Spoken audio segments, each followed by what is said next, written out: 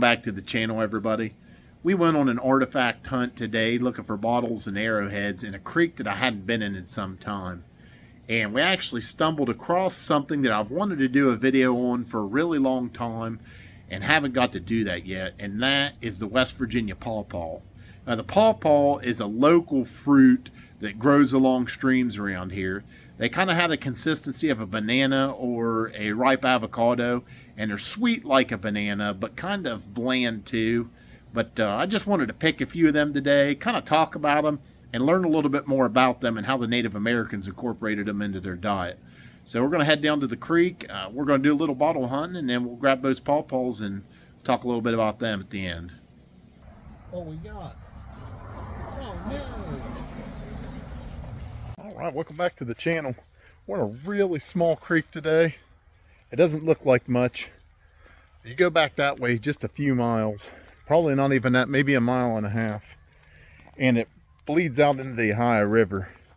And the reason why I wanted to look on this little creek, down at the mouth, my uncle used to tell me stories about a little Indian settlement he believed to be there, because he would go in the fields and at the mouth of this creek and found thousands of artifacts over the course of decades.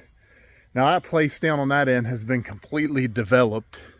There's no more places to look anymore. It's doctor's offices and apartments. We're going to go through on the upper end of this creek and see if we can't find anything good through the sandbars.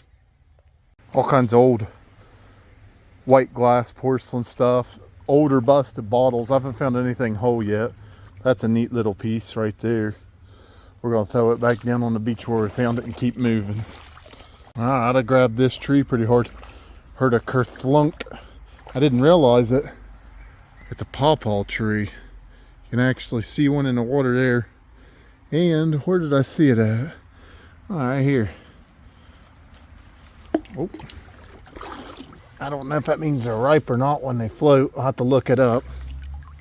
But there's some right there. We'll see if we can't find a few more. We'll take them home, cut them open, and try them out. There's one spot here behind an old Dollar General. There's a bunch of stuff falling out. I don't know if maybe here's a homestead and they mowed it over or what. There's all kinds of broken stuff right in through here. Hopefully we'll find something cool. Roman cleanser registered. Everything's broken, but there's stuff big enough you could tell what it was. Like, that's an old glass there. There's like an old pitcher over there. We're bound to find something down through here. I don't think it's old. There's the first mostly whole bottle. I don't know, I can't tell what it is. It's got a twist lid.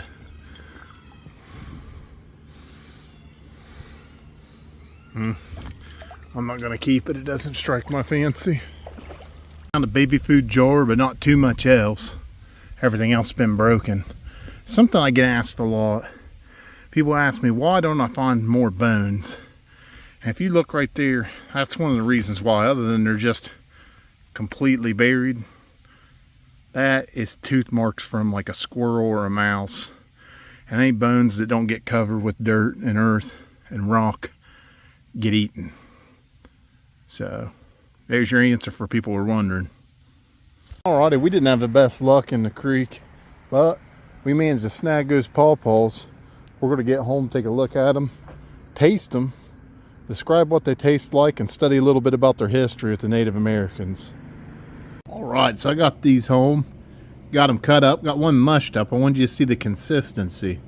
These things, the best way to describe them are like a soft banana, or I guess the next closest thing would be like an avocado when it's softened.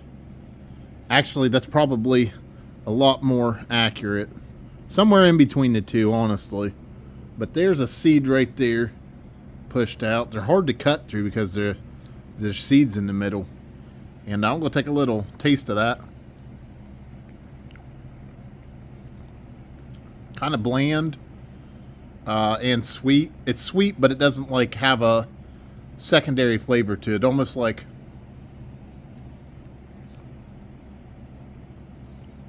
best way to describe it would be like a really bland tuber and a banana combined. But they can get really sweet. I've tasted them sweeter than this before. And that one was a little bit firmer, I think. Oh, yeah. That one there's a lot. That one there's a lot sweeter. But I think we're going to take some seeds out of these.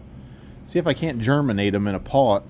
Maybe we can have a couple of our own pawpaw trees in the yard.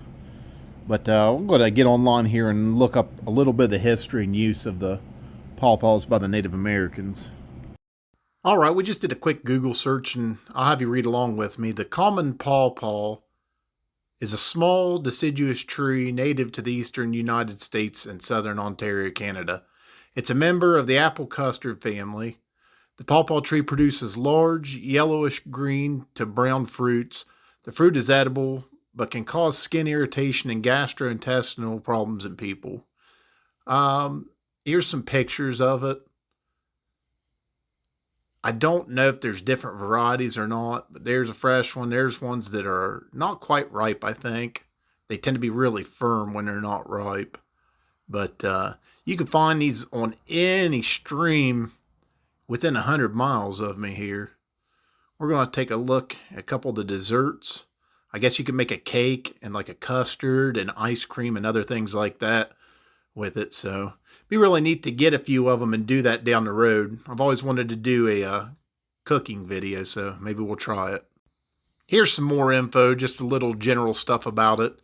This here talks about how the Shawnee had a special holiday dedicated to the pawpaw, and just a couple general other things about its food uses and the fact that a lot of the Native American tribes did use it for medicine. But I haven't been able to find any specific uses of how they did use it as medicine. I actually was really interested in that.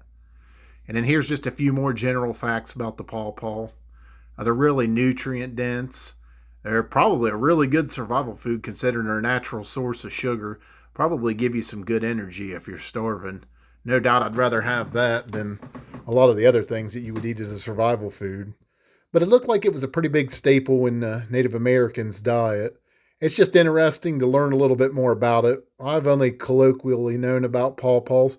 We haven't really eaten too many over the years, but we've seen them for decades. So it's just really neat to learn about it, and I hope you guys learned a little bit about this with me.